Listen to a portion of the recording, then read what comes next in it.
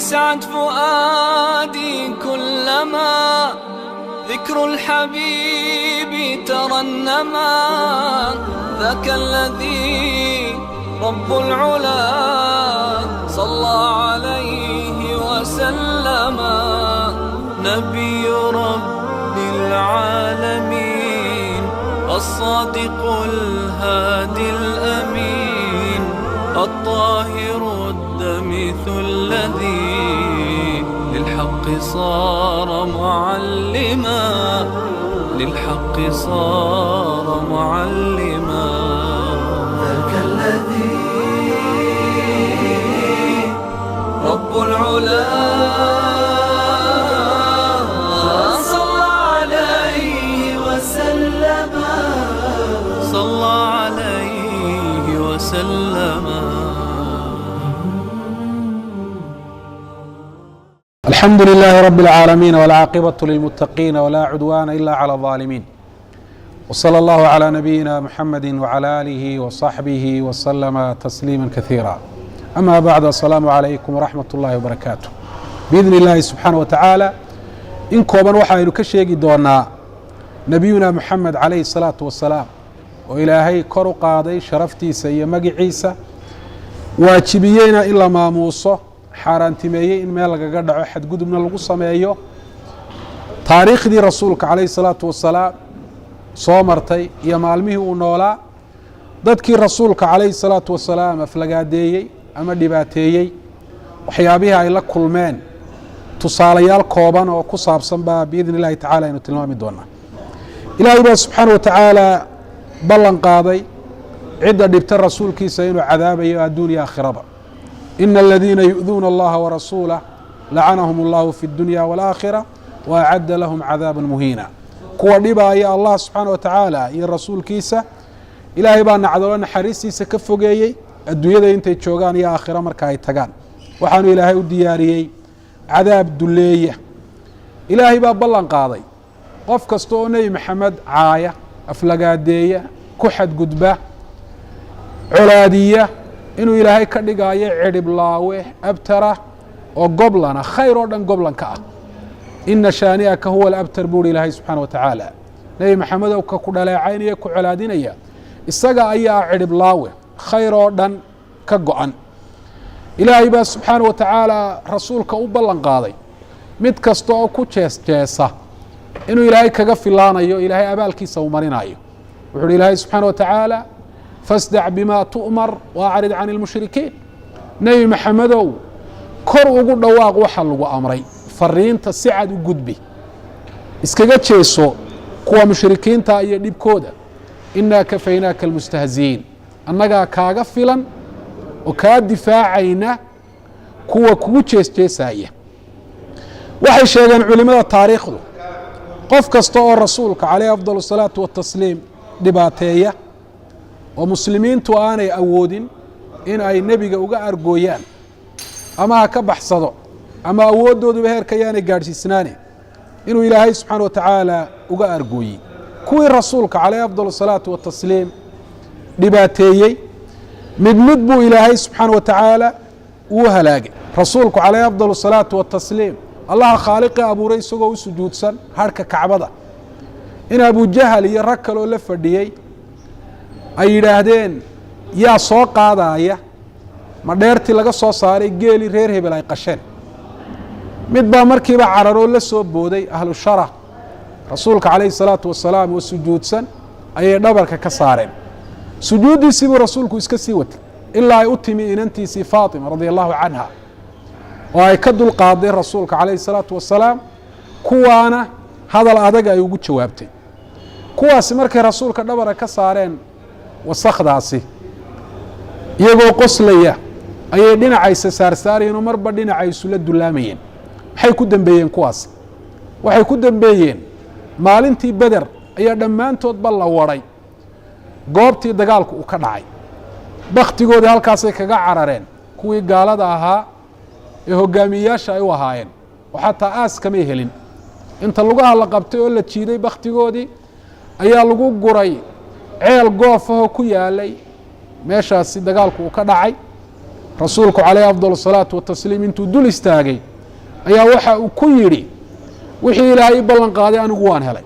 waa kaa bilowgii nasriga iyo guushu idinku wixii ilaahay idin ballan qaaday oo cadaab ilaahaya ma hesheen saxaabadu markay idhaha rasuulka ilaah miyay ku maqlayaan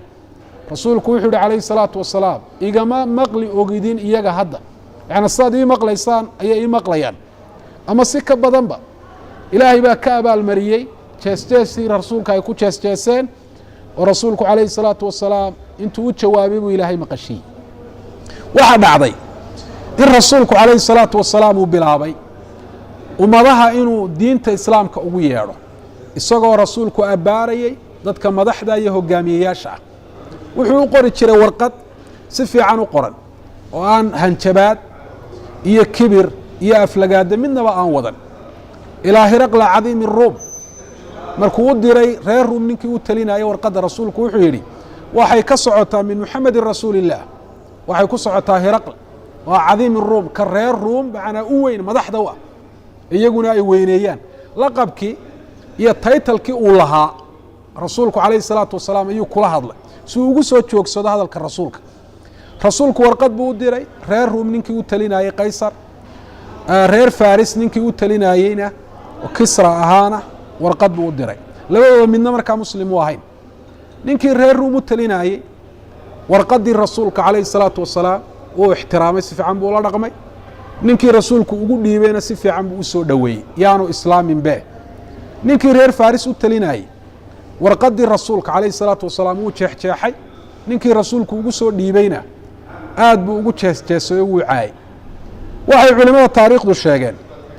in ninka boqortooyadiisa ay daa'im noqotay ilaa qarnigii 7 baa sheekhulislaam wuxuu leeyahy ilaa imikay boqortooyadiisa ay jirtaa ninkii warqadda rasuulka jeexjeexayna ilaahay baa madaxtinimadiisii jeexjeexay maalmo muu sii noolayn kadibna inantiisii bay caleema saareen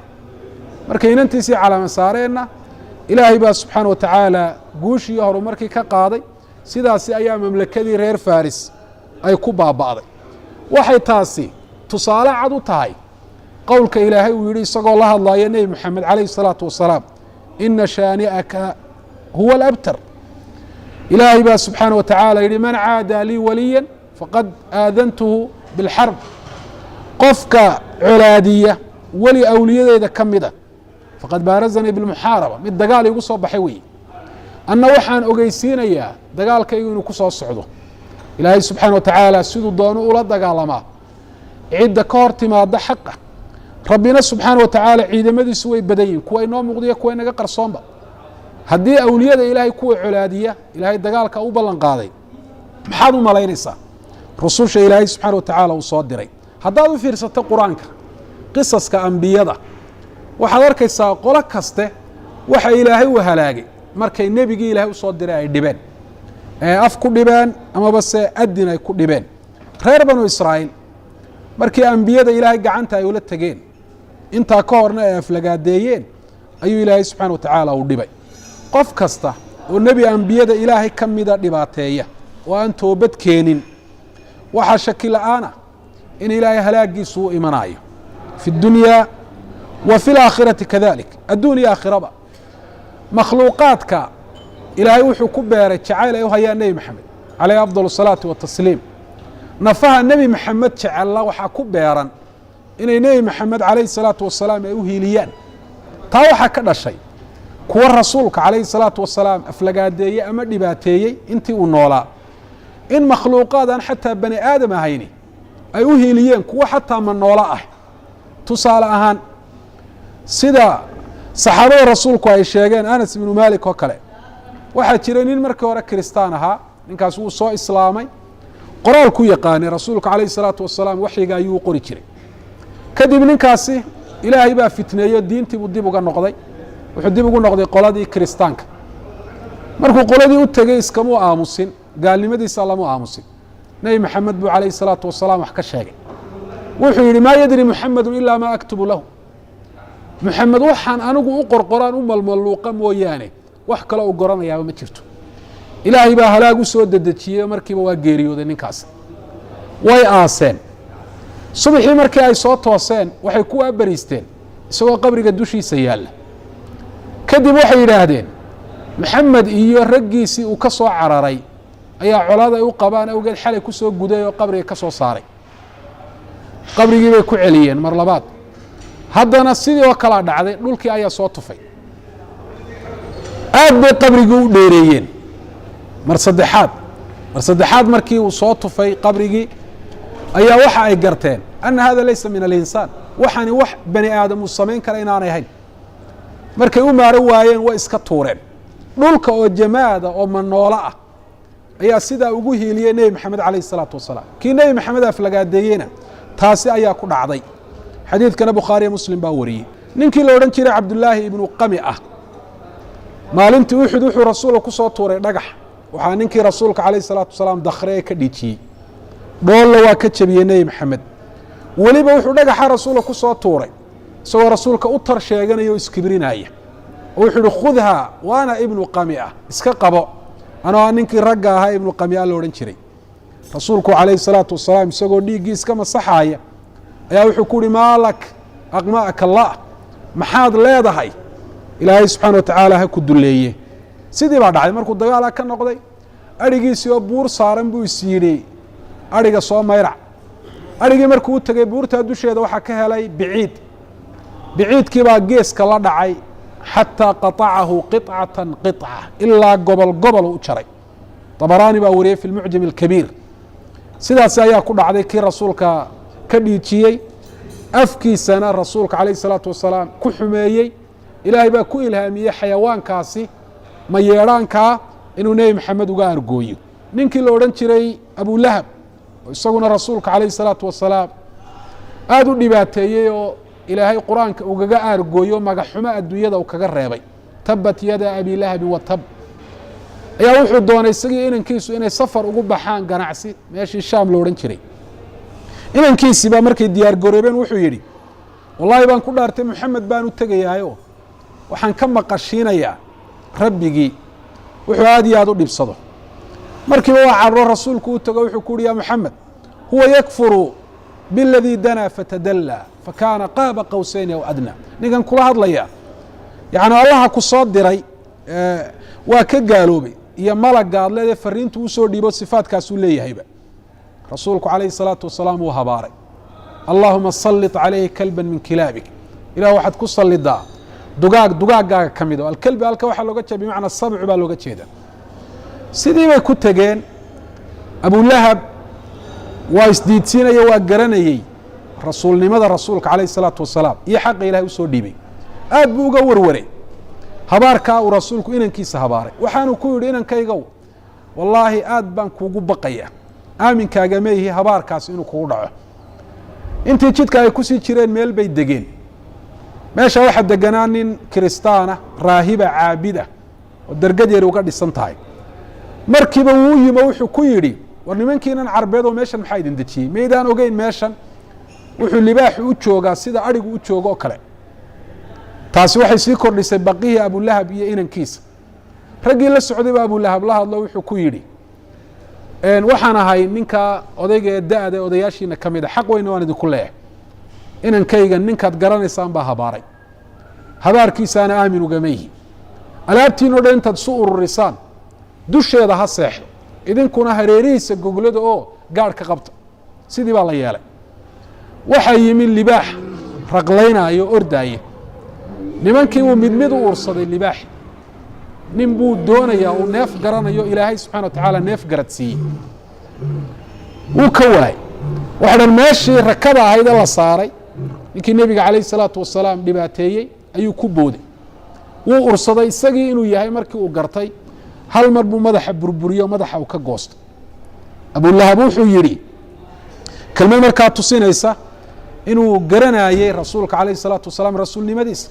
qad caraftu anahu laa yanfalitu can dacwati muxamed bur waan iska garanayay inankaygu inaanu marnaba ka baxsan karin habaarkaasi muxamed sidaasoo kale da-yarta islaamku waxay ahaayeen kuwa rasuulka calayh الsalaatu wasalaam difaaca ugana aargooya qof kastoo dhibaateeya wuxuu yihi saxaabigii la odhan jiray cabdiraxmaan ibnu cawf dagaalkii beder anoo safka ku jira ayaa waxaa labada dhinac iga xigay laba inan oo yaryar markaasaan waxoogay warwaray buu ihi waxaan is iri wallaahi laba nin oo kuwan ka waaweyn haddaad ku dhex jiri lahayd maanta ayaa fiicnaan lahayd mid baa qanjiiriyey buu ihi ka kaluu ka sir qarsanaya wuxuu ihi adeer abujahal ninkii la odhan jiray me waxaan ku dhaha maxaad ku falaysaa wuxu uhi waxaan maqlay rasuulka inuu caayi jiray kii kale isaguna in yar kadib iqanjiiriyo sidoo kale igu yidhi abujahal oo ragga saa u dhex wareegaya nin xoog ahoo ragga ka dhex muuqdana u ahaa ayaan u tilmaamay waa kaa ninkaadi weydiiseen hal mar bay sida gorgorka oo kale kula boodeen seefahoodii oo dhulka ayay dhigeen nebi maxamed bay calayhi salaatu wasalaam ay uga aargooyeen saxaabadu naftooday rasuulka calayhi salatu wasalaam ku furan jireen abu talxa radi allahu canhu maalintii uxud leeb kastoo rasuulka lagu soo gano gacantiisu u dhigaayay ilaa gacantiisu markii dambe ay qallashayba laakiin ilaahay baa subxaana wa tacaala janno ugu bushaareeyey isagoo adduunyada dusheeda maraaya qof kastoo nebi maxamed calayhi salaatu wasalaam dhibaateeyena ilaahay subxaana wa tacaala waa inuu toobad keeno oo uu ka soo noqdo gaalnimada noocaasa dad fara badan oo islaamka ku abtirsada ayaa maanta nebi maxamed uu ka nabadgeli laayay marka laga yimaado kuwa gaalada ah ee colaadda caqiidada ka dhalatay waxa weeyaan u haya ilahay kuwaasi ha ka baqdaan intaanu ilaahay ku sallidin junuudiisa iyo ciidamadiisa ilaahay ummadii nebi maxamed uu ka dhigay calayhi salaatu wasalaam waa inay ku mahadnaqaan maadaamaynu dheeraadyo ka leenahay adduunyada iyo aakhiro labadaba ummadaha kale waxaa kaloo mudan arintaasi ama inagu habboon wuxuu nebigu inaga mudan yahayna calayhi salaatu wasalaam inaynu garanno oo aynu xaqiisa siino siday asxaabtu u siiyeen intii uu noolaa bacda mamaati intuu geeriyoodayna wixii xuquuqu inagu leeyay nebigu calayhi salaatu wasalaam inaynu siino dhammaanteed marka waxaan adiga taladaydu ay tahay ama nasiixadu ay tahay dadka muslimiintii waa inay u laabtaan diintooda waa inay u laabtaan in islaamkii la fahmo xaqa fahmi si dhab ah aan haddii islaamkeeni dib ugu noqono inuu fahmno oo aynu baranno waxa inoo cad amba islaamku cadeeyay sidaynu inagu u wada noolaan lahayn oo wada dhaqmi lahayn iyo sida dadyoga kale qaabkaynu la mucaamaloon lahayn silman wa xarban lama xamli ha jiro amba dagaal ha jiro marka waxay u baahan nahay inaynu dib u noqono jahli badan baa jira jahliga badan wuxuu keenayaa gabi dhaclayn in qofka muslimka in dad badan muslimiinta ka mid inay gabi dhaclayaan oo ay si sax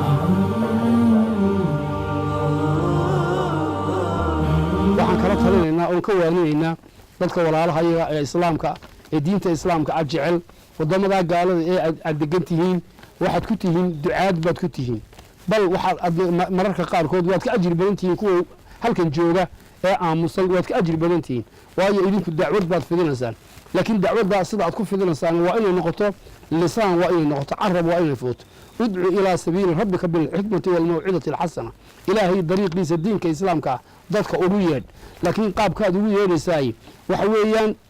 mawcido xasano ah oo wanaagsan ood muujiso akhlaaqiyad wanaagsan adigu aad muujiso ilaa uu qofku uu kaa arko oo uu yidhaahdo qofkaa muslimka ihi nolosha wuxuu ku yahay mafiil buu ku yahay au yidhaahdo wuxuu iiga sheekeeyey nin wadamada oroba degani au iiga sheekeeyey qof jaar aan ahay oo muddo ah ayaa la waraystay buuri oo la yidhi carruurtaadii bal ka waran carruurteedii waxba tuhoyn maayo buuri mid kaliya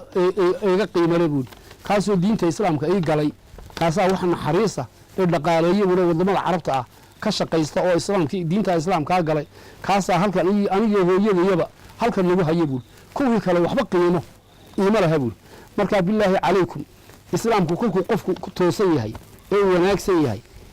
wuxuu u noqonayaa dadka mafal buu u noqonaya daaci buu u noqonaya marka waxaanu idiin aragnaa dadkiina halkaa ku nool waxaanu idiin aragnaa inaad ducaad tihiin baanu idiin aragnaa ducaad inaad tihiin baanu idiin aragnaa markaa dacwaddaas inaad ku adkaysataan wey waxaad joogtaan mithaalkii nebigu yidhi salawaatu ullahi wasalaamu calayh waxaan idiin ahay uu yidhi kii idin ilaaliya ayaan idin ahay buuri ee dabka idinka ilaaliyaan ahay buuri sida baranbaalistu dabku way isku gurtaa buuri way isku daadisaa anna waan idinka daafacaya waana aakhidun bixujazikum can innaar wa antum tafallatuuna niyadii waxaan idinka hayaa buuri inaad dabka isku daadisaan sidaa baranbaalista ayaan idinka hayaa buuri idinkuna gacmahaygaad ka baxbaxsanaysaan buuri markaa waxaad noqotaan dadka sidaa u noqda oo mathal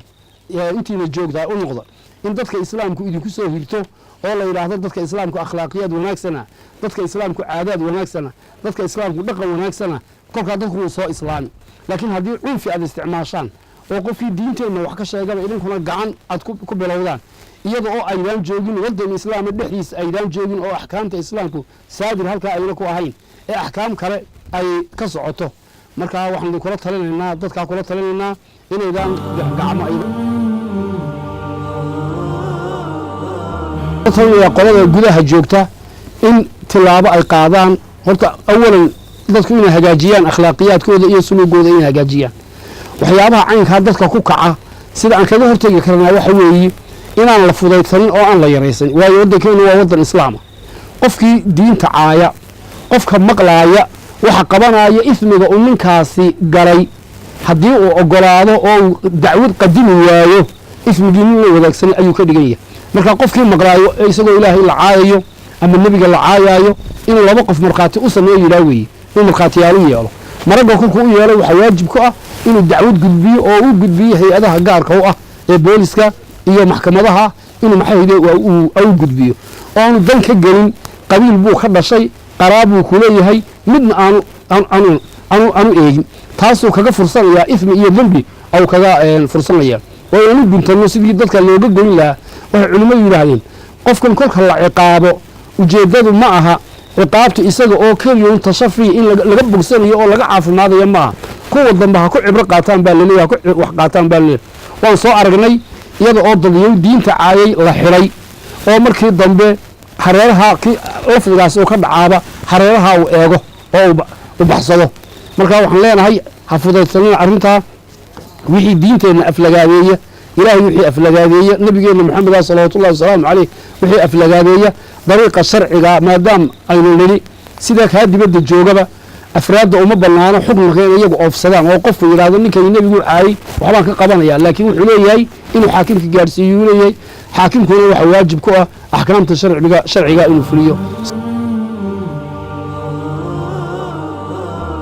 اللهم أحسن عاقبتنا في الأمور كلها وأجرنا من خزي الدنيا وعذاب الآخرة اللهم ارفع راية الإسلام اللهم ارفع راية الإسلام اللهم ارفع راية الإسلام اللهم أحيي قلوب المسلمين يا ذا الجلال والإكرام اللهم ارفع عنا الوهن يا أرحم الراحمين اللهم قوي شوكة المسلمين اللهم وحد صفوفهم اللهم وحد صفوفهم اللهم انصرهم على أعدائهم يا رب العالمين اللهم انصرهم على أعدائهم يا رب العالمين اللهم انصرهم على أعدائهم يا رب العالمين اللهم اكثر جيوش المسلمين اللهم اكثر جيوش المسلمين وعساكر الموحدين يا رب العالمين اللهم رد المسلمين شرفهم يا اللهم أعنا على ذكرك وشكرك وحسن عبادتك ربنا إننا ظلمنا أنفسنا وإن لم تغفر لنا وترحمنا لنكونن من الخاسرين ربنا لا تؤاخذنا بما فعل السفهاء منا ربنا لا تؤاخذنا بما فعل السفهاء منا ربنا لا تؤاخذنا بما فعل السفهاء منا اللهم يا ذا الجلال والإكرام يا ذا الجلال والإكرام أعز الإسلام والمسلمين اللهم انصر من نصر دين محمد اللهم انصر من نصر دين محمد اللهم انصر من نصر دين محمد واخذل من خذل دين محمد يا رب العالمين واخذل من خذل دين محمد يا رب العالمين ربنا آتنا في الدنيا حسنة وفي الآخرة حسنة وقنا عذاب النار وصلى اللهم على خير خلقه نبينا محمد وآله وصحبه وسلم سبحان ربك يسعد فؤادي كلما ذكر الحبيب ترنما ذاك الذي رب العلا صلى عليه وسلم نبي رب العالمين الصادق الهادي الأمين الطاهر الدمث الذي للحق صار معلما للحق صار معلما ذاك الذي رب العلا